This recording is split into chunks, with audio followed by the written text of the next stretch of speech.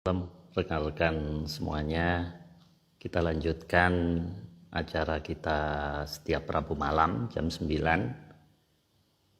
diskusi tentang Atlantis. Malam ini kita akan berbicara tentang Armada Mandala Udara serial pertama. Jadi nanti akan ada beberapa serial ke depan. Nah, namun demikian, nah ini Mas Agung sudah join. Nah, oke. Ya, kita tunggu beberapa saat.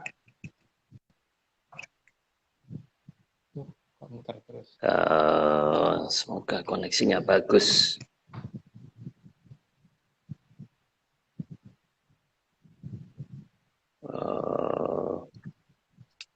Ini Mas Nogo sudah masuk. Ini Mas Agung kelihatannya masih muter-muter ini. Agak susah ini malam ini. Halo Mas Agung. Halo. Halo Mas Agung. Halo Mas Agung. Wah, kelihatannya ada problem ini. Saya remove dulu.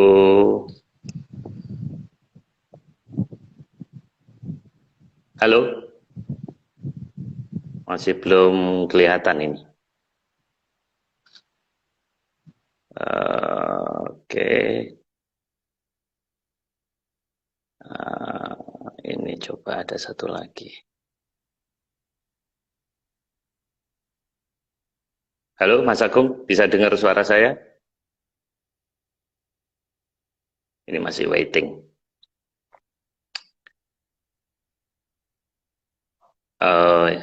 Ya, sambil menunggu Mas Agung, ini kita rencana nanti akan mengadakan acara Zoom, kemungkinan di awal tahun depan, jadi sekitar bulan Januari. Rekan-rekan yang mempunyai pertanyaan atau rekan-rekan yang nah ini moga-moga masuk nih.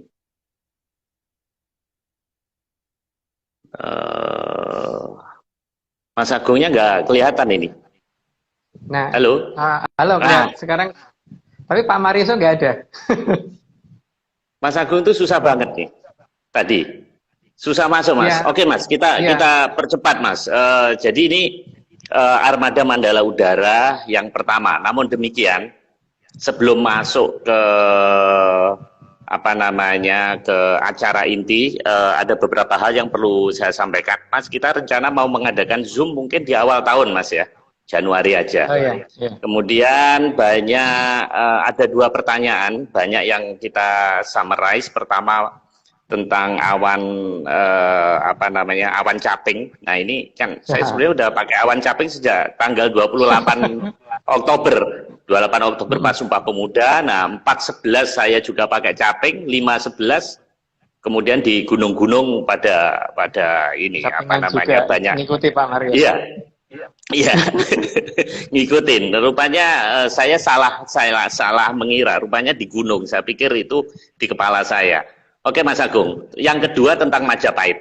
Jadi ini banyak, kemarin Mas Agung menyinggung tentang Sungai Berantas, Majapahit. Nah ini banyak juga tokoh-tokoh para budayawan yang WA saya gara-gara pernyataan Mas Agung. Nah kemudian saya kurang puas, di tangan saya ini ada satu buku. Jadi ini tentang, ya ini saya iseng aja mampir ke Gramedia beli Sejarah Kelam Majapahit. Jadi saya tidak menemukan itu. Yang diomongin Mas Agung itu tidak menemukan, Kali Berantas apalagi tidak disebut. Nah, mereka rata-rata mengambil rujukan itu sejarah-sejarah yang rekan-rekan tentunya sudah baca. Kalau nggak M. Yamin, Slamet Mulyana, kemudian Abimanyu, rata-rata itu. Nah, terus saya nggak puas, saya juga beli lagi buku, ada tulisannya Jejak-Jejak Majapahit. Nah, saya juga tidak menemukan Sungai Berantas, karena belum saya buka.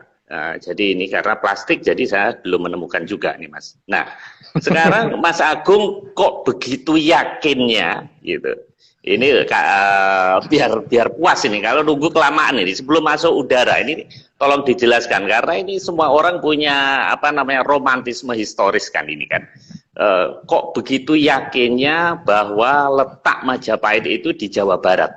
Kemudian Sungai Berantas tidak di Mojokerto. Nah, ini sebelum masuk tolong dijelaskan. Kita tidak usah terpaku pada slide ya. Karena kita jadi kurang apa namanya pembahasan kurang mendalam dan banyak yang WA saya tidak puas. Namun demikian tetap 1 jam karena nanti forum tanya jawab itu akan ada di Zoom dan nanti kita kasih kesempatan rekan-rekan untuk banyak bicara. Oke Mas, silakan mohon penjelasan malam ini Mas. Ya. Sebelumnya saya ngomong dulu Pak. Tadi saya susah masuk. Ini tadi hasil screenshot saya begini Pak ya. Tuh, nggak kelihatan. Wah, berarti kita dibajak Mas sama Atlantis Mas. Jadi nggak bisa, ini kan foto yang saya belakang, yang Pak Marius tadi nggak bisa muter terus gitu, akhirnya saya sampai log out dulu baru masuk lagi. Oke, gitu Pak ya. Pak. Oke, Mas, silakan. Jadi tadi mohon maaf tadi agak terlambat gara-gara hal seperti itu. Padahal wifi-nya sama Mas ya? Sama ya, sama. Aneh juga ya. Oke Mas, silakan Mas. Oke, untuk pembahasan yang caping gunung itu kan kemarin saya sudah bicara ya bahwa itu adalah suatu pertanda. Nah, pertanda itu pertanda bahwa ketika gini deh, kalau misalkan akan ada hujan, itu biasanya perhatikan dengan seksama, maka awan itu akan semuanya menuju ke atas puncak gunung dulu, terus kemudian setelah berkumpul penuh di puncak gunung baru nyebar lagi ke banyak wilayah. Jadi selalu begitu. Karena dalam aturan yang ada di Jawa, menurut versi saya, karena mungkin ada yang versi yang lain ya, versi saya, itu kan kita mempunyai hierarki seperti dari Hapsoro dalam satu pedesaan itu ada danyang yang dikuasai Hapsoro Hapsari, terus setiap Hapsoro Hapsari ini setiap 40 Hapsoro Hapsari atau lebih itu dikuasai oleh para Widodoro Widodari, terus para Widodoro Widodari ini dikuasai oleh Dewa Dewi, terus Dewa Dewi dikuasai Bathara Bathari dan sebagainya gitu. Nah, berarti kalau akan ada sesuatu peristiwa alam, itu berarti biasanya akan dikumpulkan dulu di kaki kayangan terdekat. Nah, suku Ning Kayangan. Nanti bayangin suku Kayangan itu gini Pak ya, kalau kita menuju ke tempat gedung bertingkat, nah, tempat parkirnya itu adalah kakinya gedung itu kan, berarti kaki kayangannya itu di situ, di gerbang depan itu, depan pagar pintu masuknya itu. Jadi belum masuk tempat parkirnya ya, baru mau masuk tempat parkirnya itu namanya gerbang depannya itu, terus kemudian kayangannya itu mungkin kayak tempatnya Pak Marius itu ada di gedung di tower lantai berapa gitu kan, di lantai atas gitu, itu bukan ininya, itu kayangannya. Jadi kalau dikatakan itu kayangan, bukan, itu kaki kayangan. Jadi gerbang kaki kayangan itu ada di banyak puncak gunung, itu salah satunya itu ya. Nah, itu ketika berarti kan biasanya juga begitu, berarti ada putusan dulu dari kayangan yang minta supaya nanti dikumpulkan dulu, jadi ditarik dulu, dijolo dulu, para danyang ini dipanggil dulu, akan kelihatan sebagai mendung yang bergerak, awan yang bergerak menuju ke puncak gunung yang makin lama makin tebal. Nah, setelah itu baru pembagian tugas mereka bawa hujan kemana gitu. Nah, untuk hal-hal yang sifatnya khusus, itu kan biasanya untuk tataran seperti itu, tataran Dewa-Dewi yang turun. Untuk begitu sudah hal yang sifatnya khusus menyangkut masalah jongko atau yang lebih di atas itu, maka yang turun Bathara Bathari. Nah, ketika Bathara Bathari yang turun, itu biasanya ada gejala yang lebih besar lagi, yang lebih aneh lagi, yang biasanya digambarkan dengan adanya Songsong Agung atau Payung Keprabon. Nah, Payung Keprabon itu bisa dilihat dalam bentuk seperti itu, yang bisa dilihat oleh masyarakat. Karena dia biasanya untuk petunjuk ke masyarakat sedang ada Bathara atau Bathari yang turun dari kayangan untuk memberikan petunjuk Dewa Dewi dan Widodoro Widodari ke bawah yang sedang akan menjalankan tugas nantinya. Gitu. Tapi kan ini versi saya. Jadi kalau misalkan ditolak ya monggo, itu tidak ini. Di beberapa IG live dulu Mas Agung ada payung yang warna kuning itu, yang 2 itu, apa itu ada hubungannya Mas? Simbol itu? Iya jelas Pak, ada hubungannya. Makanya payung itu macam-macam kan, ada payung Katumenggungan, payung Senopati, payung untuk Adipati, payung untuk Mahaprabu, terus payung untuk Resi, payung untuk Mahaya Resi, semuanya beda. Nah, itu tidak perlu dibahas sekarang, tapi itu beda semua. Jadi ini ada, Mas. ada pertanyaan kedua Mas, ini provokatif Mas, Majapahit ini Mas, kok bisa Mas Agung begitu yakin ya gitu di Jawa Barat ini Ini banyak yang nanya ke saya ini. Kemudian Kaliberantas karena terkait dengan kepindahan ibu kota ini, Mas Agung, monggo langsung aja dijawab. Oke. Yang pertama gini Pak ya, saya tidak memaksakan orang untuk percaya. Jadi terserah mau dipercaya apa tidak dulu, itu monggo, itu hak-hak masing-masing. Itu pertama itu. Terus yang kedua, yang berhak memindahkan ibu kota adalah pemerintah. Tapi saya sebagai warga negara memberi usulan supaya sesegera mungkin, jangan segera ditunda, jangan ditunda terlalu lama. Jangan ditunda terlalu lama, karena Sungai Berantas itu daerah yang paling sempitnya di 8 km, yang lebarnya di atas itu. Paling sempitnya di 8 kilo ya lebarnya. Dan kenapa saya yakin itu, oke, sekarang kita melihat dari beberapa cerita masa lalu dulu ya, sebelum ke beberapa pembuktian yang sudah kita lakukan. Yang pertama, kalau kita melihat dari cerita bahwa penamaan wilayah, bahwa para raja, para Mahaprabu itu kan dikatakan sebagai Dewa Ngejawantah. Dewa Ngejawantah itu berarti kan dewa itu disebut Betoro atau disebut Sangyang atau disebut Dangyang. Dangyang itu berarti dewa dewi ya biasanya, tergantung ya. Jadi disebut Sangyang. Maka kalau tempatnya para dewa, berarti kan tempatnya para Betoro atau tempatnya para Hyang, Bapak. Kalau memang pusat kerajaan itu ada bukan di Jawa Barat, maka seharusnya yang namanya para Hyangan itu ada di bukan Jawa Barat, gitu kan? Saya tidak ngomong di tempat lain, loh, tapi tidak di Jawa Barat seharusnya. Tapi ini kan nama Parahyangan ya di Jawa Barat nih Pak. Berarti kemungkinan besar pusat kerajaan utama itu ada di sini, gitu. Dan kemungkinan tidak pernah pindah. Sebenarnya berarti cuma pindahnya timur barat Berantas saja. Itu yang pertama ya. Terus yang kedua, Bapak coba lihat dari beberapa penyebutan nama raja. Salah satunya adalah Sang Prabu Mahaprabu Hayam Wuruk. Nah, coba Pak Marius perhatikan cara orang Jawa ngomong ayam itu hayam atau ayam gitu loh. Hayam itu sebutan orang mana? Ayam kan kalau orang Jawa Tengah, Jawa Timur. Yeah. Kalau hayam itu sebutan orang mana? Orang Jawa Barat kan? Ingat loh, disebutnya Sang Mahaprabu Hayam Wuruk, bukan Sang Prabu Ayam Wuruk, bukan Ayam Wuruk Pak, disebutnya Hayam Wuruk.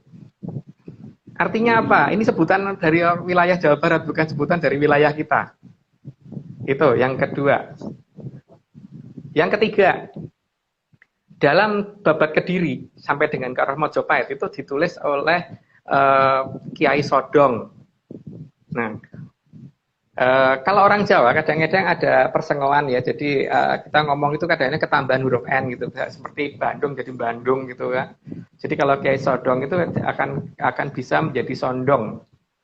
Nah, kemudian di sini nama Sodong itu ada di dekat tempat saya, dekat Cibubur. Bahkan ada dua tempat. Yang pertama itu ada Desa Sodong, yang kedua ada kolam mata air Sodong. Ada dua. Oke, itu baru jawaban yang ketiga ya. Terus kemudian dari beberapa nama wilayah yang ada di dekat sini, misalkan seperti misalkan ini ya, di kerajaan Kediri, kerajaan Dahanapura, maaf bukan Kediri, Dahanapura. Itu dulu pernah ada Sang Prabu Sri Aji Jayabaya yang waktu itu beliau kan tidak makan makanan normal seperti manusia. Dia hanya makan kunir. Kalau orang Jawa ngomongnya kunir, kalau orang Sunda ngomongnya kunyit, Pak ya. Dan itu kunyitnya itu kan diparut, kemudian dibikin bubur. Nah, ada di sini ada nama si bubur, terus kemudian ada desa si kunir. Kan di dalam Babad Kediri ditulis tempat menanamnya tempat menanamnya kunir yang dimakan Sri Jayabaya dinamakan Desa Sikunir. Nah, itu nama Sikunirnya ada di sini, Pak. Ada dekat tempat kita. Terus yang berikutnya, ini kan tempat-tempat yang nantinya akan dipakai oleh Majapahit ya. Mojopahit, saya ngomongnya Mojopahit bukan Majapahit sih. Karena biasanya memang beliau kalau bicara Mojopahit. Terus berikutnya, kalau kita melihat dari beberapa nama yang lain, dari di Babad Kediri, itu juga ketulis jelas bahwa dulu pernah ada seorang satrio yang sangat ganteng banget, yang namanya Gendam Smorondono. Nah, saking gantengnya itu kalau orang ganteng banget itu disebut apa sih Pak? Dalam bahasa Jawa ganteng itu kan bagus ya. Makanya di daerah dekat di Jakarta ini ada daerah namanya Kebagusan, artinya terlalu ganteng gitu Pak. Dan aji-ajinya namanya gendam, Mas. Kan untuk Ya, ngerayu gendam. cewek itu pakai gendam ya. Itu Pak Marius yang tahu malah saya nggak. Jadi ada namanya Gendam Smorondono ternyata ada dekat sini kan. Ada daerah namanya Kebagusan, terlalu ganteng gitu. Yang akhirnya waktu itu sampai banyak perempuan yang tertarik sama beliau gitu. Nah terus dari beberapa nama lagi diceritakan bahwa Berantas itu dulu adalah sungai yang sangat besar. Sungai yang sangat besar yang bisa dilewati kapal. Kapalnya bukan kapal-kapal kecil, tapi kapal-kapal besar. Berarti pasti lebarnya pasti luar biasa, gitu kan? Pasti lebarnya begitu, karena dikatakan seperti segoro nanggung, seperti segoro yang seperti lautan tanggung, gitu. Jadi kalau dikatakan lautan masih kurang luas, tapi kalau dikatakan sungai kegedean, gitu. Nah, saya tidak menemukan sungai seperti itu di seluruh Pulau Jawa. Tapi di sini ada yang bentuknya seperti itu kalau berdasarkan nama wilayah kemudian kita urut. Makanya kalau kita lihat dari utara itu ada daerah namanya Bekasi, bekas air. Di daerah bekas air, daerah Bekasi, daerah Bekasi, daerah bekas air itu ada daerah namanya Bulak Kapal. Bulak itu artinya sawah. Daerah-daerah daerah tempat kapal. Terus kemudian agak ke barat sedikit ada daerah namanya pulau-pulau, itu Pulau Gadung, Pulau Gebang dan sebagainya gitu. Ada daerah namanya itu. Terus kemudian di daerah Durensawit ada desa namanya Desa Pelabuhan. Kemudian ada daerah namanya Jati Bening. Nah, itu kalau diurut terus Pak, ada daerah Pulau Gadung, Pulau Mas, terus kemudian kita mengikuti nama-nama itu, kemudian kita mapping, nanti akan kelihatan sebenarnya seberapa besar Sungai Berantas itu. Terus kita ikuti nama-namanya menggunakan cici dan sebagainya gitu. Termasuk nanti di sebelah barat itu ada daerah namanya Kalideres, di sebelah timur ada daerah namanya Nyerocos atau Ciracas. Terus kemudian, lo kan bener toh Pak, air kalau mengalir dalam yang sangat deras kan Ciracas kan Pak, Ciracas. Oh, berarti di situ mungkin ada bendungan, terus ada ini ya, ada apa namanya air terjun bisa jadi ya? Ya, terus ada daerah namanya Bendungan Hilir. Hilirnya di mana? Itu kan. Ada daerah namanya Ben Hill, Bendungan Hilir, gitu. Hilir di mana coba? Terus ada daerah namanya Pancuran. Ada daerah namanya Kaliboto, tapi nggak ada kalinya loh Pak. Kaliboto. Terus ada daerah namanya kalau makin ke selatan itu nanti ada daerah namanya Tanjung Barat. Artinya daratan yang menjorok ke perairan kan. Tapi ada di sebelah barat ini daerahnya gitu loh. Terus kemudian ada daerah namanya Dramaga. Terus ada daerah namanya Cijeruk. Cijeruk kan dari kata si jeruk air yang dalam gitu kan. Jeruk itu kan dalam dari orang Jawa. Tapi kalau orang Sunda kan kebanyakan kalau bicara tuh ada huruf K kan. Jadi kalau ngomong kebo jadi kebo gitu. Kalau nggak salah loh. Saya pernah dengar kalau nggak salah. Jadi kalau jeruk pasti ngomongin jeruk. Dalam. Oh, iya. Ya. Jadi di situ ada nama-nama wilayah yang seperti itu. Terus kalau kita lihat di paling selatan itu ada satu nama pelabuhan, namanya Pelabuhan Ratu. Coba Pak Marius urut dari selatan Pulau Jawa mana yang ada nama pelabuhannya. Ada pelabuhannya kan, itu berarti harusnya ada muaranya. Muaranya di mana? Nggak ada Pak. Berarti kan ini pasti ada sesuatu yang disembunyikan. Ada Mas, Muara Karang Mas. Muara Karang itu di utara malah. Kan, tapi di utara, yang ditanyakan di selatan Pak. Yang di selatan. Oke, itu kan dari beberapa nama wilayah yang kita bisa telusuri ya. Dan masih banyak lagi, cuman kalau diurut ya nanti terlalu lama dan mungkin sebaiknya yang mendengarkan ini juga mencari juga. Jadi biar membuktikan sendiri. Nama-namanya itu ada yang jelas itu. Terus di Babat Kediri juga ditulis bahwa ada Mohopatih Megomendung. Hmm. Nama Megamendung ada di mana, Pak? Itu ada di dekat kita Di juga kan? puncak Ada ya. dekat Bogor. Ya, Ya. dekat Puncak ada daerah Hmm. namanya Megamendung gitu. Terus artinya, Pak, ini semua kan menunjukkan bahwa entah Singosari, entah Kediri, entah Mataram kuno dan sebagainya belum ada satupun yang ketemu menurut saya loh, bahwa semuanya ada di dekat wilayah kita saat ini. Hmm. Dan makanya kenapa cerita leluhur kita yang menceritakan betapa hebatnya beliau itu tidak nyambung dengan cerita sejarah kita. Emang iya nggak nyambung karena memang sejarah kita bukan di sana, gitu loh. Nah terus Hmm. kalau kalau kita urut lagi dari beberapa nama-nama yang lain gitu, dari kerajaan Mataram kuno ya. Mataram kuno itu eh, tempatnya nanti juga akan ditempati oleh Majapahit, tapi ada di seberang daratnya Berantas ya. Itu ada cerita juga yang menunjukkan suatu cerita yang arahnya akan menuju ke arah Jawa Barat gitu loh, menuju ke arah dekat Jakarta. Pertama, eh, kerajaan Mataram kuno dulu pernah dikuasai oleh Sang Prabu Dewata Cengkar. Oke, dari nama Cengkarnya jelas ada nama Cengkareng ya, tapi itu bukan yang akan kita bahas. Terus Sang Prabu Dewata Cengkar itu dulu eh, pernah apa namanya dikatakan sebagai raksasa ya. Makanya kan Yang kemudian makan lihat manusia. ya, katanya. Makanya di sini kemudian ada daerah namanya Gondrong itu di dekat Dan Mogot. Terus kemudian eh, Prabu Dewata Cengkar dulu kemudian pernah didatangin oleh Prabu Bandung Bondowoso. Bandung Bondowoso, Bandung Pak ya, Bandung Bondowoso. Kemudian Prabu Bandung Bondowoso ini pernah menyerahkan diri untuk jadi korban tapi minta tanah sebesar ikat kepala. Nah, ketika ikat kepalanya digelar itu dalam bahasa Jawa artinya dijelambar. Dijelambar ada kata nama jelambar. Oh, Itu Jelambar. ya, akhirnya melebar terus sampai akhirnya Dewata Cengkar kepepet ke pinggir Sungai Berantas kemudian berubah apa jatuh dan berubah jadi buaya putih. Nah, kemudian pada saat kemudian ini apa namanya Prabu Bandung Bondowoso ini datang ke Keraton Puri Kembangan. Ada lagi nama Puri Kembangan. Itu Ini lama-lama bisa jadi novel ini Mas. Kayak cerita yang rokok-rokok itu Arda di Samsu itu. Terus Mas, terus ya. terus Nah, kembangan. di Puri Kembangan itu ketemu sama putrinya Sang Prabu Dewata Cengkar. Ternyata cantik sekali tuh Ciro Jonggrang. Maka Prabu Bandung Bondowoso tertarik kemudian pengen melamar beliau kan.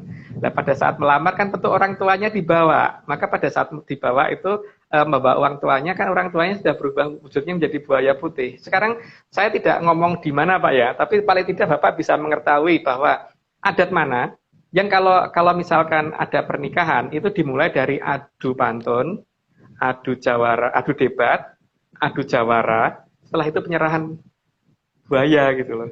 Kita lihat dari Roti budaya yang lain. buaya. Nggak Pak Ya, Arief ya yang ngomong, bukan saya. Ayo di mana? di Betawi Memang Mas. memang memang itu di Jawa Tengah kan enggak kan Pak? Di Ya. daerah sini Kalau kan? Nah, di iya. di Jawa Tengah nginjak telur Mas. Ya, jadi ada tradisi yang loh. Kalau dikatanya di kerajaannya di sana, kok tradisinya kepelihara di sini gitu loh.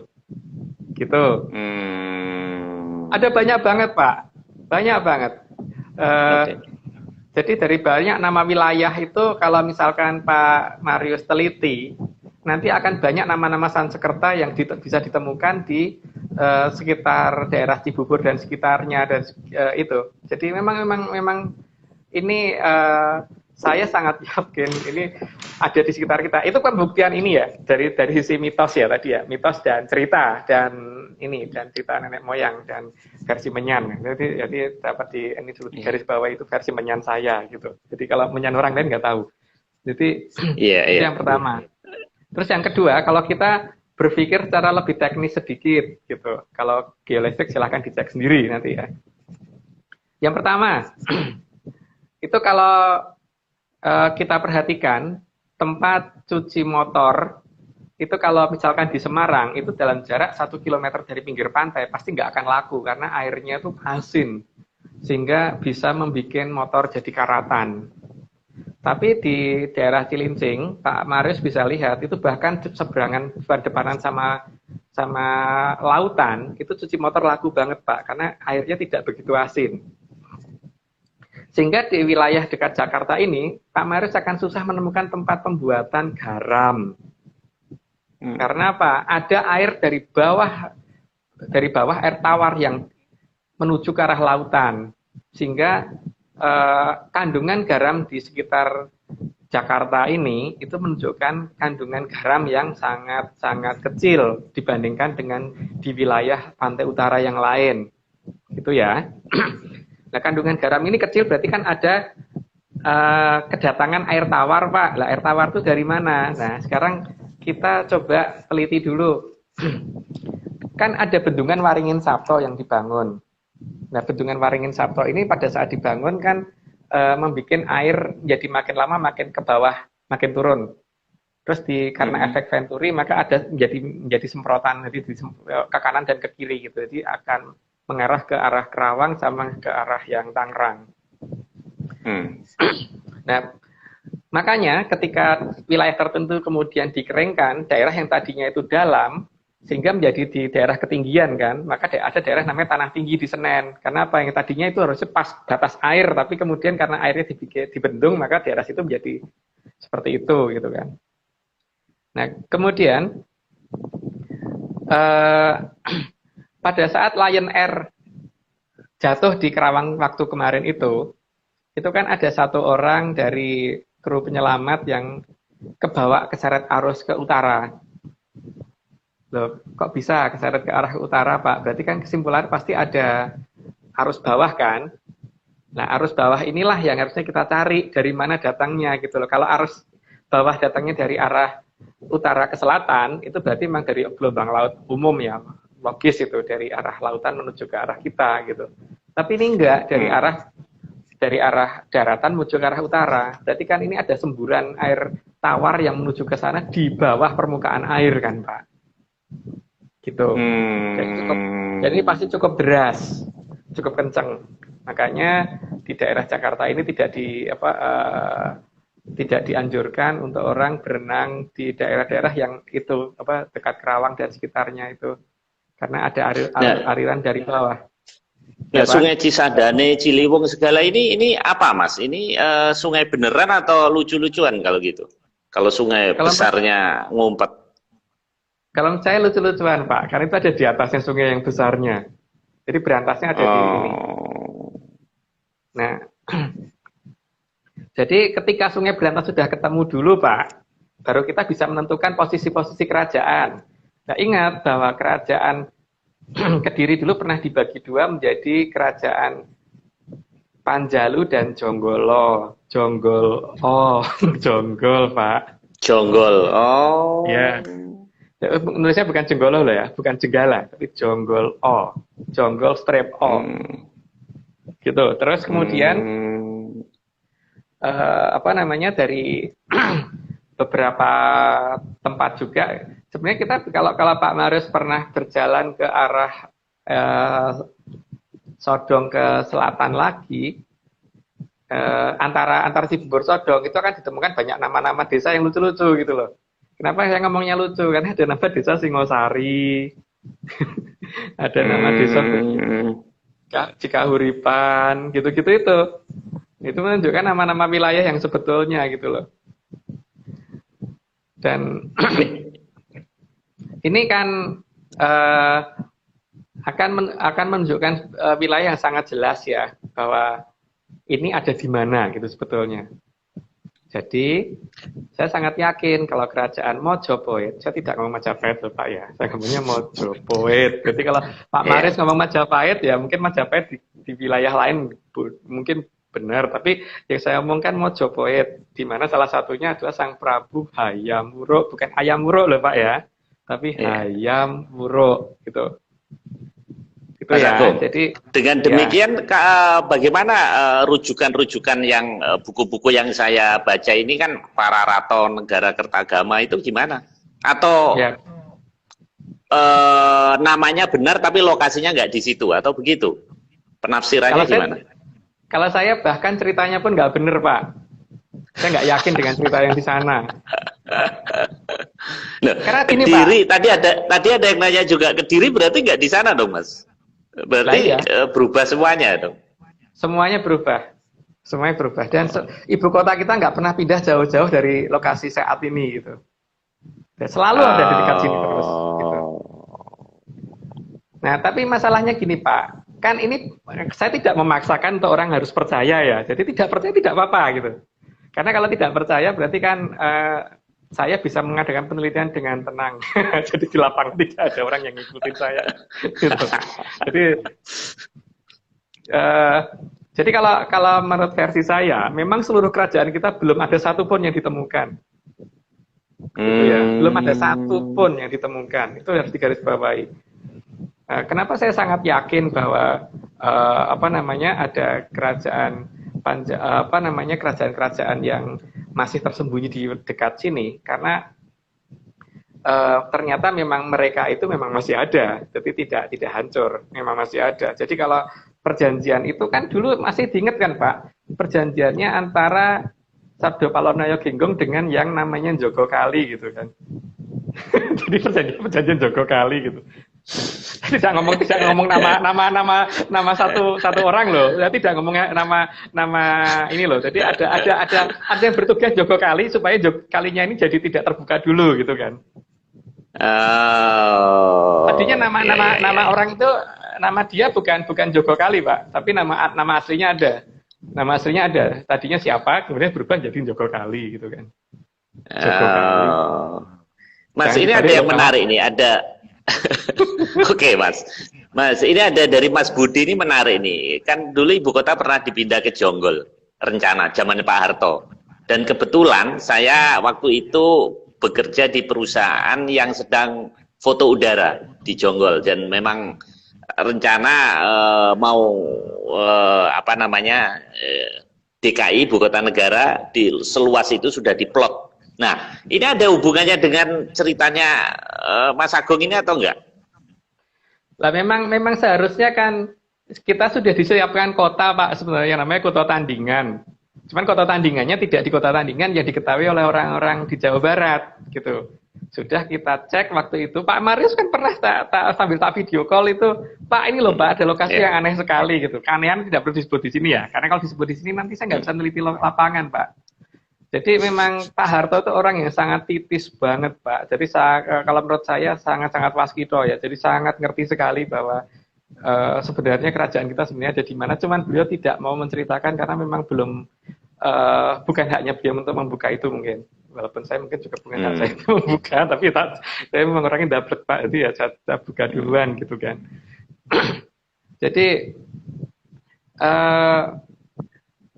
wilayah-wilayah yang ditujukan oleh Pak Harto jadi sudah benar, seperti membangun Mekarsari dan sebagainya itu sudah tepat. Kenapa membangun Taman Mini dan sebagainya sudah tepat? Karena apa? Karena memang itu untuk menunjukkan gambaran bahwa ibu kota kita di mana. Makanya digambarkan bahwa adanya bibit mojo. Bibit mojo, tapi sayangnya orang salah baca, dikirain tunas kelapa, tempatnya pramuka gitu kan. Nah, pohon mojo sendiri itu kan sampai sekarang masih disembunyikan pohon mojo yang asli. Cuman ini tidak boleh saya ungkap saat ini karena ini pohon mojo yang dimaksud bukan yang diketahui oleh masyarakat banyak. Cuman nanti bisa bikin heboh Pak, jangan. Yang jelas ini aja udah cukup bikin heboh Mas. Nah, Mas Agung, kalau kerajaannya di sini, tempat pemujaannya di mana? Karena pasti kerajaan ini pasti ada tempat masjidnya, gerejanya, istiqlalnya, katedralnya. Nah, berarti kan ada sesuatu yang besar juga dong di sekitar sini. Bener nggak? Memang iya Pak, memang iya. Cuman masalahnya kan cuma satu, bahwa Pak Marius bisa ngeliat apa tidak. Dan Pak Marius nggak pernah ke lapangan loh. Kalau pernah ke lapangan nggak akan nanya itu. Karena memang semuanya ada. Ada nama-nama wilayah itu akan menunjukkan titik-titiknya di mana itu ada. Oh ya, tadi ada yang nanya, Sunan ini ya. Saya tidak ngomong Sunan itu loh ya. Saya cuma ngomong yang namanya Jogokali. bukan nyebut Sunan itu gitu. Jadi Mas Agung, ini ini biar tuntas kalian, biar puas nih. Ini di halaman 49 saya ambil kalimatnya begini. Jadi Raden Wijaya itu penerus tahta Sunda ke-26 karena dia putra Rakyan Jayadharma yang menikah dengan Dyah Lembutal yang merupakan keturunan Kenaro. Rakyan Jayadharma merupakan putra mahkota kerajaan Pakuan dari Prabu Guru Dharma Siksa.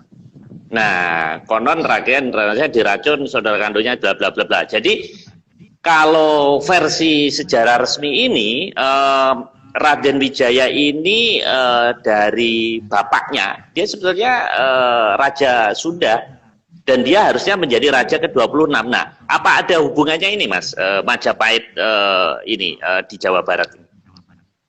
Yang jelas ceritanya beda jauh, Pak. Itu dulu ya.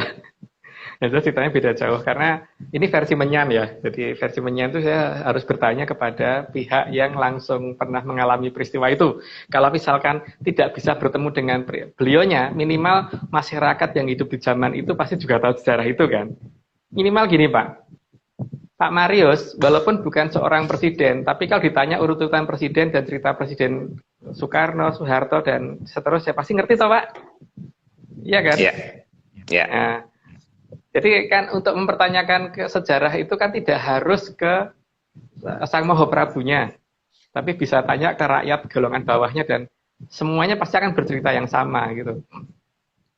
Jadi dari cerita itu saya tidak mau membantah, tapi cuman saya ngomong bahwa ini nggak sama dengan cerita saya, tidak ada hubungannya makan arok sama sekali itu yang jelas ya. Jadi saya kalau bercerita nanti jadi kurang ini Pak, jadi nanti ada yang sakit hati mungkin. Jadi mungkin paling tidak gini, mungkin buku yang dipunyai Pak Marius mungkin diserahkan ke orang lain saja, Pak, jangan dibaca gitu. Daripada Pak Marius nanti kecewa loh. Mas, jadi perang bubat segala ini nggak bener dong, Mas, berarti ini, nah itu ada yang nanya tuh perang bubat itu, berarti cuman bikinan penjajah aja, Mas, supaya kita terpecah belah, Mas, bener nggak? Aduh, kalau diceritakan seperti itu ya, nanti akan, makanya saya ngomong kan Pak, nanti ada yang malu, sudah terlanjur nuntut orang Jawa Timur minta maaf, ternyata mau Majapahitnya di sini. Waduh, ya. Jadi mungkin tidak terlalu ini dulu ya, tidak terlalu detail dulu Pak untuk dijelaskannya. Ya. Yang jelas saya menyatakan bahwa Mojopahit, bukan Mojopahit, ada di dekat ini dan ya kalau pemerintah mau mendengarkan sebaiknya jangan terlalu lama untuk memindahkan ibu kota, sesegera mungkin. Tapi ini bukan ancaman ya, saya tidak mengancam. Karena memang kalau yang berhak nagih janji itu bukan saya, yang berhak nagih janji kan Mojopahitnya masih ada gitu. Jadi sebelum mereka sampai di titik habis masa perjanjian, segera ibu kota dipindah, gitu saja. Tapi kalau tidak didengarkan ya tidak apa-apa, karena itu bukan hak, bukan wewenang saya untuk ngatur pemerintah. Pemerintah yang punya wewenang untuk ngatur ini semua. Saya hanya bisa menyampaikan suatu cerita, didengar syukur, enggak ya sudah gitu. Tapi saya minimal sudah menyingkir, tidak berada di posisi atasnya Sungai Berantas. Oke. Karena di Cibubur ya Mas ya, di pinggir ya. Ini kemarin di Sumatera Barat kan ada gempa Mas, besar, kemudian macam-macam lah beritanya. Kemudian Krakatau, nah tambah satu lagi sekarang Sungai Berantas. Jadi ancaman orang DKI ini bertubi-tubi ini. Oke Mas. Saya tidak ngancam loh Pak, salah kalau dikatakan ngancam. Kan saya cuma memberitahukan bahwa ada sungai besar gitu loh. Ada sungai besar dan sungai besar itu ada di bawah Jakarta. Salah satu alirannya. Dan itu lebih duluan. Oke. Lebih duluan dibandingkan VOC Mas. Iya. Oh gitu. Pak Karno apa buktinya Mas ngasih penjelasan? Dengan dibikinnya air mancur Bundaran HI, tujuannya apa sih Pak? Bahwa akan ada yang mancur dari sana kan? Ya enggak? Jadi artinya pecahnya Berantas nanti bukan menuju ke arah bawah, tapi ke arah atas. Makanya di daerah dekat Cibubur ini ada daerah namanya Jeger. Kalau orang Jawa kan kalau ngomong seceng itu kan sejing Pak ya. Jadi kalau misalkan Jeger kan ngomongnya jeger gitu kan Pak. Ada daerah namanya Jeger terus muncul ke atas gitu. Makanya Pak Karno gambarkannya muncul ke atas. Jadi digambarkan dengan adanya Bundaran HI, air Bundaran HI, bahkan Monas juga menunjukkan arah ke atas gitu loh. Ya tapi kan itu tetap menangnya pemerintah. Kalau saya nggak punya wewenang apapun untuk melakukan itu semua. Jadi Nah, ya Mas, kalau kita lihat histori, Mas, kan asalnya dari Batavia, di mana ada VOC Belanda. Nah, berarti yang salah Belanda dong, Mas? Kan kita tinggal ngikutin aja. Nggak juga, mereka sebenarnya kayak udah tahu Pak, karena kalau kita perhatikan sebenarnya mereka sudah ada beberapa peta, terutama peta kuno ya, peta kuno Jawa, coba saya cari ada nggak ya, itu menunjukkan bahwa ada sungai besar di Jawa Barat, gitu. Dan dalam peta kuno itu, nah ini kayaknya ketemu nih, aduh ini bisa dilihat nggak ya? Coba ditunjukin di kamera, Mas. Nggak apa-apa. Nah, agak dideketin.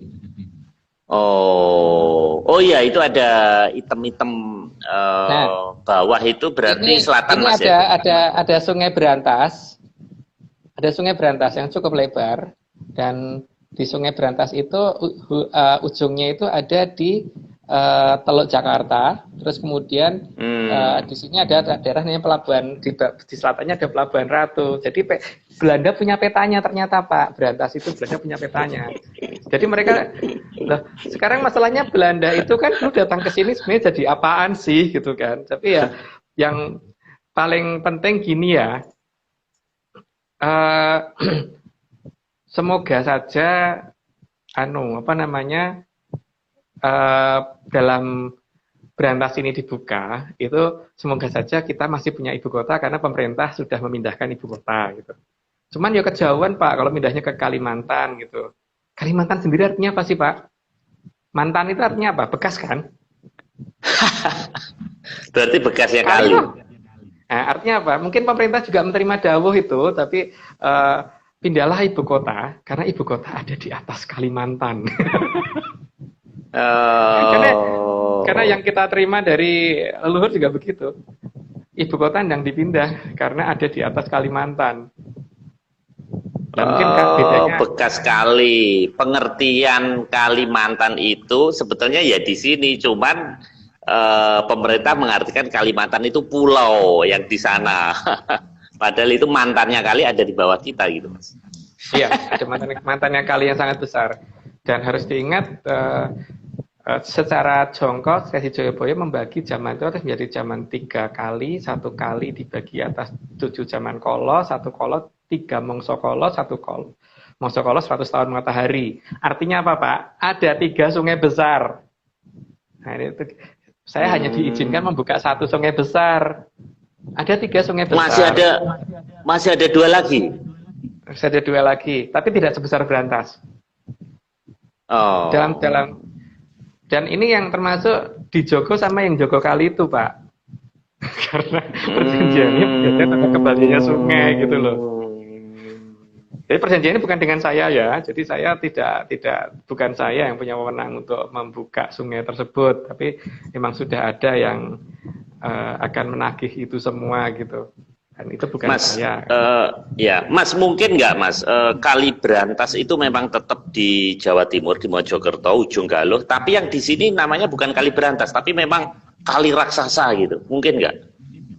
Memang ada sungai besar gitu, enggak ya? Memang nggak begitu ya tafsirnya? Enggak, karena Berantas itu ada di dekat ibu kota. Dan ciri-ciri ibu kota adalah daerah yang bahasanya heterogen. Nah, sekarang perhatikan di daerah sana, Pak. Apakah bahasanya heterogen? Enggak kan? Yang heterogen tetap di wilayah sini kan? Artinya Sungai Berantas ada mengalir salah satunya di bawah Jakarta. Dan sebenarnya Pak Harto juga sudah cukup paham. Maka kemudian dibangun tol. Karena kalau tol itu kan ketika nanti dalam kondisi darurat, orang nggak dilarang lewat, bisa kan Pak untuk mengurangi korban. Sejak tahun 84 itu tol Jagorawi. Iya. Oke. Nah, ini Mas Agung, sebenarnya gini Mas Agung, pindah ibu kota tuh sebetulnya kalau secara admin gampang. Wong zaman teknologi pindah ke server aja bisa kok, gitu. Langsung kita pindahin jalan. Ya mungkin banyak ASN yang harus dikurangin, efisiensi mungkin bisa. yang jadi problem di sini kan sudah terlanjur banyak bangunan Mas orang tinggal. Nah ini yang susah. Kalau masalah pindah secara administratif kita juga pernah mengalami itu. Sudah pernah ke Jogja, terus di PD kalau nggak salah ya, di Sumatera juga pernah gitu. Nah ini bagaimana ini cara ngatasi? Tapi anyway memang apa namanya Monas itu kan turun terus Mas setiap tahun di situ letak ininya turunnya bisa ambiar itu Mas. Gimana Mas? Solusi leluhur gimana dong? Coba ditanyain ke Atlantis Mas, gimana? Kan sudah disiapin tempat Pak. Cuman sayangnya kan masalahnya karena dianggap sama pemerintah mungkin Atlantis itu adalah demit, makanya tidak dianggap gitu kan. Salahnya sendiri kan. Sebenarnya kan masalahnya sudah disiapin tempat tapi nggak nganggap gitu kan. Loh, tapi kalau masalahnya kan bahkan leluhur sudah menulis dalam bentuk nama-nama wilayah untuk menunjukkan bahwa ini, maka ditunjukkan ada nama daerahnya Jeger, terus ada daerah namanya Munjul dan seterusnya. Kalau diurut nanti menjadi suatu cerita itu, menjadi urutan kejadiannya seperti apa gitu. Nah, di sini kan terus diperingatkan ada Jegernya sudah muncul loh, duar itu, ayo, bener kan? Cuman nggak pada tahu kan dari mana asalnya akhirnya. Ada yang ngomong itu meteor jatuh lah, ada yang ngomong apalah, yaitu hak mereka untuk ini. Tapi kalau saya loh Jegere wis muncul toh, jadi tinggal muncul ya, gitu kan? Iya kan Pak? Oh, berarti ini ada Mas Oni ini bilang dia memprediksi Megatrust itu bisa terbukanya Kali Berantas. Mungkin bisa jadi loh Mas gitu. Apabila terjadi penyingkapan tanah pecah, kemudian kan di Joko Joyoboyo juga disebutkan nugel tanah Jawa kaping pindho. Bisa jadi dong Mas. Ya, tapi bukan Megatrust Pak. Kalau Megatrust kan berarti itu terjadi alami. Ini tidak alami kok Pak. Karena memang akan dibuka dengan sengaja, tidak alami. Cuman yang buka bukan saya. Karena kalau saya tuh kok mau buka sungai yang segitu dalamnya nimbunnya, terus kemudian ini wong ngangkat motor aja nggak kuat. Dorong mobil Lagian, aja kuat.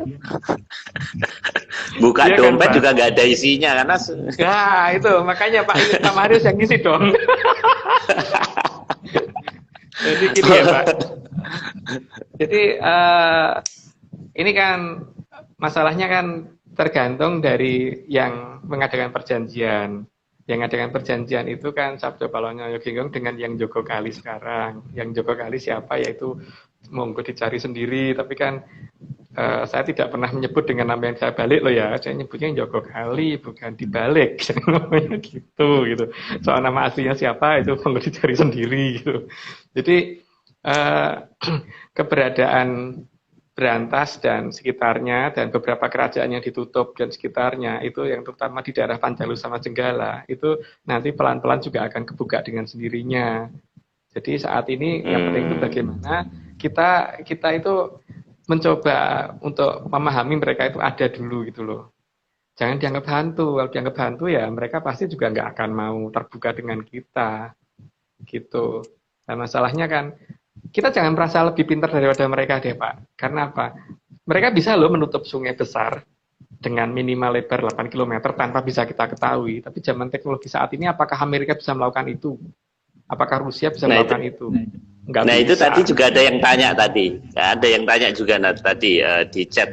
Kenapa itu kok leluhur kita bisa nutup sedemikian dahsyatnya? Apa nutup dan aliran sungainya masih gitu Mas? Itu kira-kira apa itu ya? Lah namanya Dewonge Jawa Antah loh Pak, namanya daerah Parahyangan, daerahnya para dewa. Dewa itu bisa melakukan apapun. Jadi bukan manusia biasa Dewonge Jawa Antah Pak. Memang beda. Teknologinya pasti jauh lebih tinggi daripada orang zaman sekarang. Bahkan nanti akan kita urut lagi kan, ketika kita hanya ngerti planet, ngerti galaksi, ngerti black hole dan sebagainya. Nenek moyang kita sudah membuat cerita itu jauh lebih tinggi, lebih jauh lagi gitu loh. Makanya kalau ada yang ngomong bahwa kita cuma kenal planet, nggak ngerti ngerti bintang, nggak ngerti nama galaksi itu artinya nanti saya buka ada semua namanya itu dan akan lebih banyak lagi dan nanti akan ada nama-nama yang tidak ada dalam nama-nama asing. Ada nama-nama yang tidak ada dalam nama-nama sekarang ya, nama-nama kekinian itu nggak ada. Nah, itu kan sebenarnya sudah kelihatan bahwa secara teknologi memang inilah. Memang kita selama ini salah Pak. Kita berpikirnya nenek moyang kita naik kuda. Ini mereka itu nggak naik kuda zaman itu gitu loh. Sudah ada teknologi lebih tinggi daripada kuda gitu. Buktinya ini yang teleportasi yang kita temukan di Gunung Kendali Sodo sama Gunung Sewakul itu malah mungkin salah satu pendengar di sini namanya Mas Mahfud itu yang waktu pas itu pakai nama Pak Gibran itu waktu pakai nama Gibran kan sudah membuktikan datang ke Gunung Sewakul sama Gunung Kendali Sodo, nggak tahu Gunung Kendali Sodonya atau Sewakulnya atau dua-duanya saya lupa, dan menemukan bukti bahwa memang sudah ada cerita itu bahwa orang kalau misalkan pendaki gunung naik Gunung Kendali Sodo dan hilang itu pasti ditemukannya di Gunung Sewakul. Begitu juga untuk orang yang naik Gunung Sewakul, kalau hilang ketemunya pasti di Gunung Kendari Sodo. Jadi ada teleportasi seperti itu. Emang Amerika bisa bikin, enggak kan Pak? Rusia bisa bikin, enggak. Kadipaten Blambangan bisa bikin, Kadipaten Blambangan. Dalam bahasa Jawa, Blambangan itu kan artinya Bali yang dicat bang-bangan. Jadi yang dikatakan Kadipaten Blambangan itu bukan di sebelah timur, tapi mana ayo? Bali yang dicat serba merah. Di mana? Ayo. Serba merah. Saat ini lagi usil dengan sebanyak negara ini. Cina. Benderanya. Iya, itulah Blambangan. Ya. Makanya dalam cerita itu, makanya jauh banget Pak. Makanya saya ngomong dengan cerita sejarah yang ada itu jauh banget. Blambangan itu sana, jadi, makanya waktu Damar Mulan lawan Kebo Mercuet yang pakai godo besi kuning itu berarti sebetulnya perangnya melawan Cina, Mas, bukan melawan Banyuwangi. Enggak. Nah, Banyuwangi itu di mana toh, Pak? Ayo. Ayo di mana? Ayo. Banyuwangi itu adalah suatu danau yang sangat besar yang dulu kemudian karena marahnya beberapa putra Majapahit akhirnya disurutkan, sehingga menjadi daerah yang akhirnya menjadi daerah yang sekarang tidak menjadi berair lagi ya. Tapi minimal masih bisa dilacak, Pak. Nama Wangi-Wangi itu ada di daerah Jawa Timurnya nggak ada, Pak. Tapi di dekat Jawa Barat ini ada daerah namanya Wangi-Wangi lah. Ini tadi itu adalah pinggir batas-batas wilayahnya kan. Jatiwangi ya kan. Itu. Ya. Terus kalau menurut saya loh ya, jadi itu masyarakat boleh menyatakan saya salah gitu. Jadi saya tidak memaksa untuk dipercaya bahwa Banyuwangi ada di Bandung. Jadi Bandung itu adalah bekas Danau Banyuwangi yang dikeringkan. Ya, makanya di sana masih ada daerah namanya Si Biru, itu masih ada kan. Terus di daerah pinggir-pinggir pantainya, pantai danaunya itu kan masih ada itu pasir-pasir, pasir Galiki, pasir Koja dan lain-lain gitu. Artinya ya di dekat Banyuwangi inilah perjanjian 500 tahun terjadi ya. Nanti untuk perjanjiannya di mana saya nggak enak kalau menceritakan itu. Yang penting itu perjanjian tentang masalah kali ya, tentang kembalinya kali. Ya jelas marahnya sang Hyang Bathara Antigo yang waktu itu menjadi Hyang menjadi Sabdopalon, Kilurah Sabdopalon. Jadi Kilurah Sabdopalon bukan Semar. Yang Semar itu adalah Noyogenggongnya. Itu marah sehingga dia mengeluarkan beberapa hal kata-kata. Nah, itu kan berarti menjadi suara hyang. Nah, suara hyang itu apa? Dalam bahasa ya, kemudian nama desa yang kemudian menjadi nama suara hyang itu nama desa mana gitu kan. Nah, Pak Marius bisa menanyakan ke orang-orang Sunda bahwa yang namanya suara hyang itu disebut dengan nama Soreang kan. Gitu. Makanya kenapa waktu itu kita meneliti lelakon, karena di lelakon itu ada titik-titik X yang belum boleh saya buka gitu. Jadi saya mungkin tidak boleh terlalu banyak menceritakan, terutama 2 kali yang lain itu nggak boleh kita buka dulu, tapi minimal 1 kali besar ini karena apa? Ini berhubungan dengan hajat hidup orang banyak karena ada ibu kota di sini. Jadi ya. Dan betul Mas, kita sekarang kan kita hujan panas dan banjir di mana-mana. Jadi kalau gitu yang salah ini manusianya dong Mas. Alam nggak pernah salah dong Mas. Ya, alam mana pernah bisa salah, Pak? Alam itu kan hanya menjalankan perintah yang ini kan. Kalau kita kan masalahnya pertama ini toh. Yang pertama itu karena kita tidak mengikuti kata-kata Soekarno loh bahwa jas merah, jangan sekali-kali melupakan sejarah. Tapi sejarah yang benar loh Pak, bukan sejarah yang menyatakan bahwa Mojopahit tidak di Jawa Barat loh. Tidak Mojopahit loh ya, Mojopahit tidak di Jawa. Yang sejarah yang menyatakan Mojopahit tidak di Jawa Barat itu adalah sejarah yang keliru gitu loh. Dan sejarah yang Pak Marius baca tadi itu juga layak dipertanyakan gitu. Tuh, tapi itu prasasti loh Mas. Sumbernya dari prasasti-prasasti, katanya dari Pararaton, dari negara Kertagama, kemudian dari prasasti di Blitar dan sebagainya. Itu apa memang sengaja itu decoy biar yang asli nggak rusak gitu? Huruf kita aslinya apa Pak? Apakah huruf kita aslinya itu? Terus apakah huruf kalau coba Pak Marius pelajari tentang huruf A, B, C, D, E, F, G, H, I dan seterusnya itu. Itu kan diklaim itu berasal dari daerah mana nggak tahu itu. Tapi kita perhatikan sekarang. Kalau Pak Marius lihat orang Inggris itu kalau misalkan mereka dikatakan sebagai titik asal huruf A, B, C, D, E, F, G, H, maka mereka seharusnya membaca itu konsisten. Coba mereka baca CUT itu cut, baca PUT put, berarti mereka buta huruf ya Pak. Berarti huruf itu nggak berasal dari sana ya. Iya. Negara tempat asal tulisan yang kemudian meregenda menjadi tulisan internasional itu pasti negara besar. Dan negara itu sekarang mungkin tidak diakui jadi negara besar karena sejarahnya sudah dibolak-balik. Cuman negara tersebut pasti mempunyai konsistensi dalam membaca, Pak. Gitu. Jadi konsistensi dalam membaca ini akan menunjukkan titik di mana tulisan itu berasal gitu loh. Dan ya kalau menurut saya salah satu posisinya ada di negara kita gitu kan. Karena kita baca sesuai huruf bener Pak.